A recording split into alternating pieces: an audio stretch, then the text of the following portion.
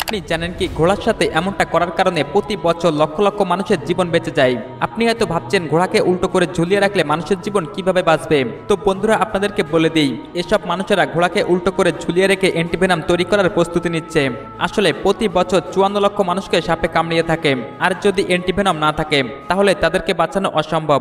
আর এই অ্যান্টিভেনাম তৈরির জন্য সবার প্রথমে সাপের বিষকে সংগ্রহ করা হয়, এরপর সেটিকে ডিলিউট মানে একটু পাতলা করা হয় যাতে এই বিষের পাওয়ার একটু কম হয়ে যায়। এরপর এই ভেনমকে ঘোড়ার বডিতে প্রবেশ করানো হয়, এতে করে ঘোড়ার অবস্থা অনেকটাই খারাপ হয়ে যায়, তবে ঘোড়া মারা যায় না। আর কিছুদিন পরে যখন ঘোড়া একটু সুস্থ হয় তখন তাকে আবারও এই ইনজেকশন পুশ করা হয়, আর এমনটা ওই সময় পর্যন্ত করা হয় যত সময় না ঘোড়ার ইমিউন সিস্টেম অ্যান্টিবডিজ তৈরি করতে শুরু করে। এরপরে প্রতি 2 সপ্তাহ পর পর অল্প করে রক্ত বের করে নেওয়া হয়। আর আপনি জানলে অবাক হবেন, এই এক ব্যাগ রক্তের দাম হয়ে থাকে 50,000 টাকা।